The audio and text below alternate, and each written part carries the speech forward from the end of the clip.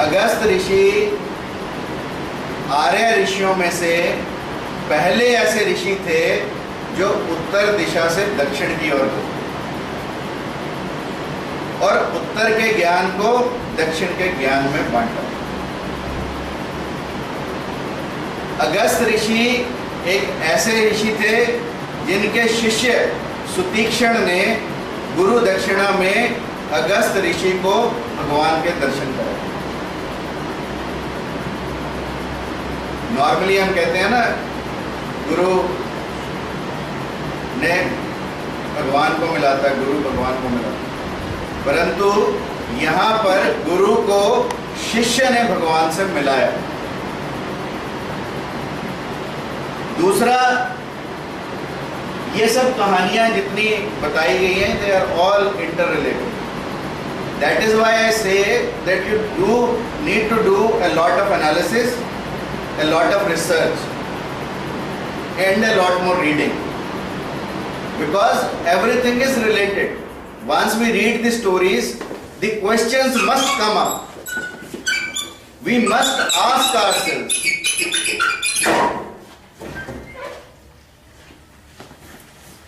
like we say कि अगस्त मुनि समुद्र पी गए। समुद्र क्यों पिया और फिर समुद्र कैसे भरा, इज वेरी इंपॉर्टेंट। समुद्र इसलिए पिया क्योंकि वृत्रासुर का वध हमने पहले पढ़ा था। दधीची की हड्डियों से ऐसा वज्र बना जिससे इंद्र ने वृत्रासुर को मारा, और उस वध के बाद बहुत सारे दानव, बहुत सारे दैत्य समुद्र में चले गए और समुद्र में ऐसी जगह पर अपना स्थान बनाया जहां पर देवता पहुंच नहीं पाते थे। देवताओं को मारते और समुद्र में घुस जाते ताकि देवता उन्हें अप्रोच ना करें। अब देवताओं को पानी में घुसकर, समुद्र में घुसकर मारना मुश्किल हुआ, तो देवताओं ने अगस्त ऋषि से प्रार्थना की। तो अगस्त ऋषि ने समुद्र को अग्नेय, यू सी, विधियां थी सारी, स्तंभन विधि से राक्षस पानी में चले जाते थे, पानी में आश्रम बनाया, और अग्नेय विधि से अगस्त मुनि ने समुद्र को सुखा दिया। और जब समुद्र सूख गया, उसी समय देवताओं ने असुरों का, दानवों का वध किया और इस सृष्टि को दानव रहित कर दिया। अब प्रश्न ये है कि समुद्र सूख गया, फिर समुद्र भरा कैसे? समुद्र भरा गंगा के अवतरण से। और गंगा को कौन लाया? भगीरथ कौन था? हैं जी? दिलीप कौन थे? और वो कौन थे? सगर के, है ना? और सगर की ऐसे कहते हैं कि 60,000 पुत्र थे, एक और एक पुत्र था एक, और ये 60,000 पुत्र भी कोई और नहीं थे, क्लोन थे, ये भी क्लोन की तरह पैदा हुए। और उसके बाद जब भगीरथ गंगा को लाए तो समुद्र को दोबारा भरा गया लोक कल्याण के लिए। अन्यथा इस सृष्टि की रचना आप सोचो बिना समुद्र की। और साधु कभी ऐसा नहीं करते कि भाई किसी चीज को सुखा दिया तो उसको भरे ना। और नहुष की जो कथा बताई कि नहुष को अजगर बना दिया। नहुष कौन थे? नहुष एक चक्रवर्ती सम्राट थे, एक चक्रवर्ती राजा थे। और जब इंद्र ने वृत्रासुर को मारा, क्योंकि वृत्रासुर भी त्वष्टा ऋषि का यज्ञ पुत्र था, इसलिए दानव होते हुए भी ब्राह्मण था, और उसकी हत्या का पाप, ब्रह्म हत्या का पाप जब इंद्र को लगा तो इंद्र जाकर छुप गए। जब इंद्र छुप गए तो व्यवस्था में कमी आई। तब नहुष को देवताओं ने ही इंद्र का राज दिया। इंद्र का राज देखकर नहुष को चकाचौंध। स्वाभाविक है, इंद्र के राज में सब कुछ है, भौतिकता, यानी भौतिकता इज एवरीवेयर। नाउ इंद्र को, राज को जब उसने भोगा तो उसकी निगाह इंद्र की रानी शची पर भी पड़ी। तो नहुष ने कहा तो मेरी पत्नी बन, इंद्राणी को कहा, शची को कहा तो मेरी पत्नी बन। उसने कहा मैं तुम्हारी पत्नी बन नहीं सकती क्योंकि इंद्र अभी जिंदा है। तब बृहस्पति जी ने सलाह दी कि तू उसको ऐसा किया कि जिस पालकी पर कोई अपनी शादी में आया ना हो। सब घोड़ी पे बैठ के जाते हैं ना, आजकल कार में भी बैठ के जाते हैं। तो उसने कहा कि ऐसी पालकी में आओ जिस पालकी, ऐसे पालकी नहीं कहा उसने कहा कि ऐसे, क्या बोलेंगे, ऐसी सवारी में आओ जिस सवारी पर कभी कोई आया ना हो। तो नहुष ने पालकी बनवाई जिसको सप्त ऋषियों ने, सातों ऋषियों ने किया। उस सवारी, अब सप्तऋषियों को तो आदत नहीं, तो धीरे धीरे चले और नहुष को जल्दी है कि कहीं इंद्राणी मुकर ना जाए। नहुष कह रहा सर्प सर्प, मतलब तेज तेज चलो। तो तब अगस्त ऋषि ने कहा कि तू सर्प सर्प कह रहा है, तू ही सर्प हो जाए। तब वो अजगर बना। यानी अगस्त ऋषि की गणना ऐसे ऋषियों में है जिन ऋषियों ने लोक कल्याण के अनेकों अनेक कार्य किए। विंध्याचल पर्वत सूर्य से नाराज हो गया। विंध्याचल पर्वत ने कहा कि तू मेरू के चक्कर काटता सूरज, कभी मेरे भी चक्कर काट।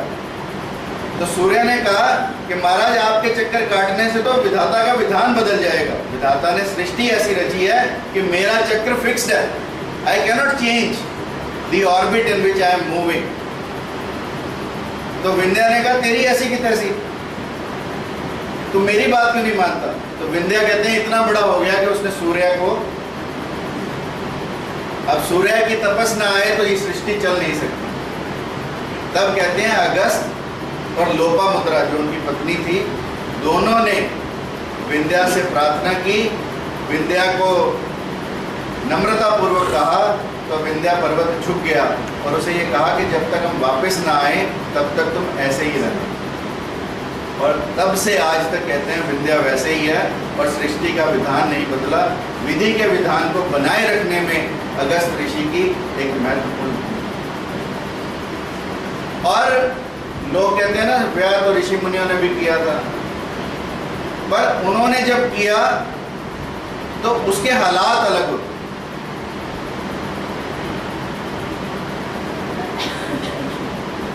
अगस्त मुनि ने लोपामुद्रा से क्यों विवाह किया।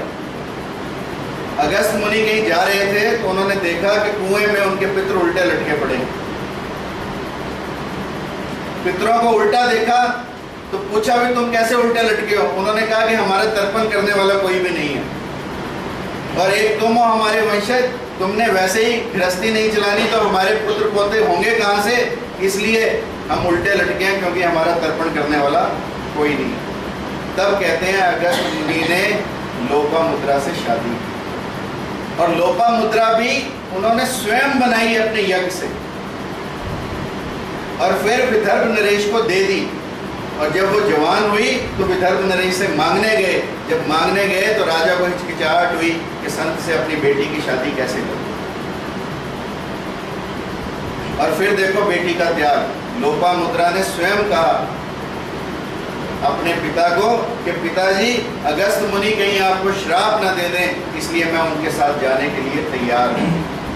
सोचो जो एक राजकुमारी की तरह पैदा हुई हो, पली हो, वो एक ऋषि से शादी करके ऋषि का जीवन व्यतीत हो। दोनों तपस्या में लीन हो गए। उसके बाद अगस्त मुनि को याद आया तुमने तो संतान की उत्पत्ति करनी थी। शादी को इसलिए थोड़ी की थी कि दोनों जने तपस्या करो। तब कहते हैं कि लोपामुद्रा ने कहा कि महाराज मैं आपकी संतान पैदा करने के लिए तैयार हूँ, परंतु इन ऋषि वस्त्रों में हम संतान की उत्पत्ति नहीं करेंगे। हम संतान की उत्पत्ति तब करेंगे जब आप मुझे राजकुमारी के वेश में दो। और तब कहते हैं अगस्त ऋषि एक राजा के पास, दूसरे राजा के पास, तीसरे राजा के पास धन मांग लेंगे। सब ने अपनी बैलेंस शीट महाराज के आगे कर दी, सबका आय व्यय बराबर कर दी। और जब बराबर निकला तो तब सबने कहा कि पैसा सबसे ज्यादा वातापी के पास है, पैसा सबसे ज्यादा इलवल के पास है। दोनों भाई हैं, राक्षस हैं, उनके पास पैसा सबसे ज्यादा है। तो पैसा लेने अगस्त ऋषि इनके यहाँ पहुंचे, जो दोनों भाई मिलकर ऋषियों का संहार कर रहे थे, ऋषियों को मार रहे थे। भेड़ बन के परोस देते और एक भाई भेड़ बन जाता, परोस देते मांस को, और वो ऋषि के अंदर, और उसके बाद दूसरा आवाज लगाता, वो बाहर पेट फाट के आ जाता। तो ऐसी कथा थी। परंतु जब अगस्त ऋषि उनके पास गए तो वो उसके भाई को बचा गए। अपनी उनकी जठराग्नि इतनी तेज थी कि उसको अंदर ही भस्म कर दिया, फिर वो बाहर नहीं आया। और फिर उससे धनराशि लेकर उन्होंने लोक मुद्रा से दोबारा ब्याह रचाया, दोबारा शादी की, अपनी संतानों की उत्पत्ति की और अपने पितरों का उद्धार किया। This is how they are interlinked. Plus Agastya Samhita एक ऐसी संहिता है जैसे हमारे यहाँ भृगु संहिता लोग देखते हैं।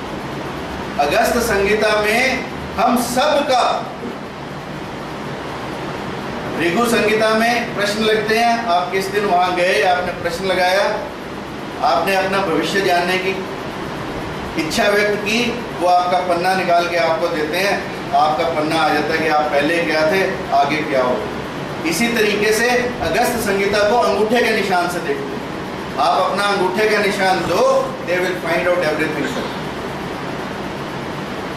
इतनी एडवांस्ड साइंस थी कि हर आत्मा के, व्यक्ति का नहीं मैं कह रहा, हर आत्मा का पूर्व जन्मों से लेके भविष्य जन्म तक, जैसे you have a central server where every SIM can be located, whether it is switched off or it is switched on, they can locate.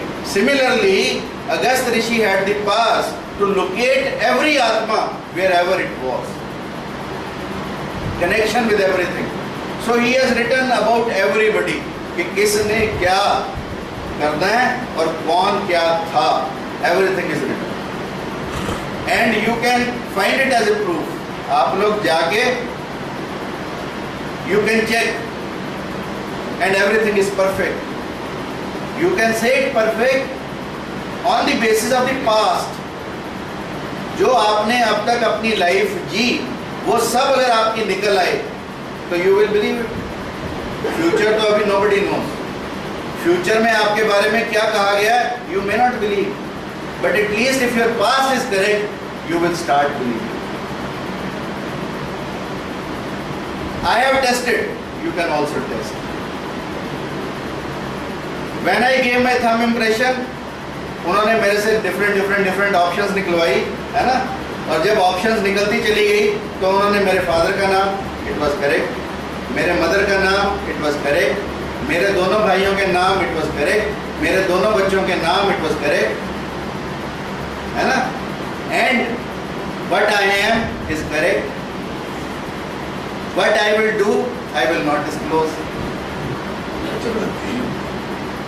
But what has been my past is word by word mentioned in Agast Samhita. And so many people who know me have also tried, and their past has also been perfect.